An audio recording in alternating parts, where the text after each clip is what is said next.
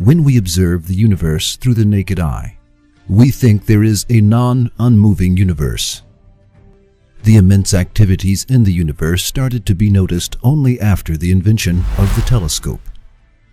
In a very long period of history, people thought the world was not moving and that the sun rotated around the world.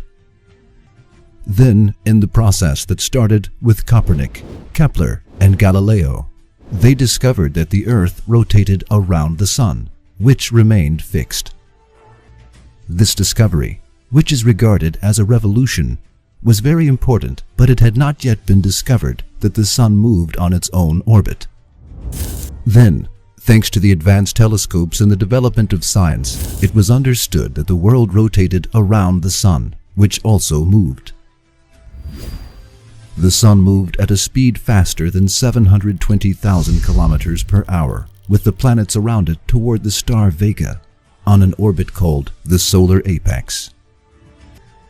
This fact, which was discovered only in the last century, was stated by the Quran 1400 years ago. And the sun runs his course for a period determined for him. That is the decree of Him, the exalted in might, the all-knowing. It is not permitted to the sun to catch up the moon, nor can the night outstrip the day. Each just swims along in its own orbit, according to law. It is He who created the night and the day, and the sun and the moon. All the celestial bodies swim along each in its rounded course. As we can see it, the Quran stated 1400 years ago that the sun and the stars moved. This proves that the Quran is the word of Allah.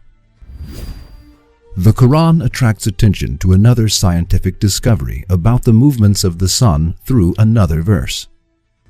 The following is stated in verse 5 of the chapter of As-Safat. The Lord of the heavens and the earth, and what is between them, and Lord of the Easts. It is understood from the phrase, the Lord of the Easts, that the sun had more than one rising point. It attracts attention to the fact that the East, which we know as the rising place of the sun, needs to be thought as places, that is, more than one east. Yes, the sun rises every morning and sets every evening. However, these risings and settings take place in a different part of the universe each time. That is, the stars and the planets that float in the sea of the sky do not pass from the same route again.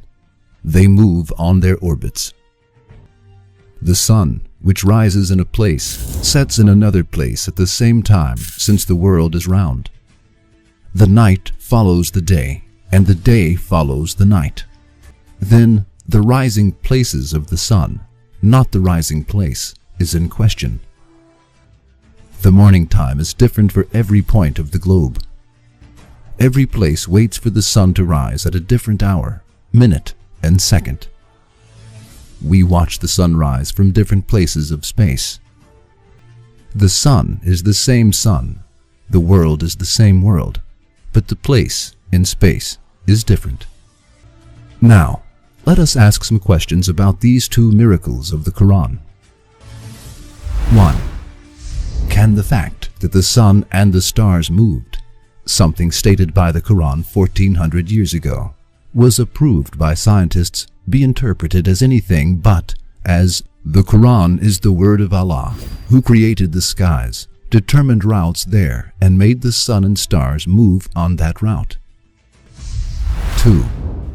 Is it possible for a person who lived 1400 years ago and who could not read nor write to discover a fact that was rejected by many scientists who lived before the last century, and that was discovered only in the last century, which was a century of science and technology? Why should Hazrat Muhammad, peace be upon him, make these claims and risk his credibility by opposing the people of that century in a period when almost all of the knowledge about the sky was wrong and superstitious, and when people did not have anything like that on the agenda? All of these questions can only be answered by the fact that the Quran is the book of Allah. If it is accepted that the Quran is the word of a human being, hundreds of questions will arise. In that case, no scientific fact stated by the Quran can be explained. The only answer to this question that can persuade the heart and the mind is as follows. The Quran is the pre-eternal book of Allah and His address to humanity. Hazrat Muhammad, peace be upon him, is Allah's messenger and beloved slave. We believe in it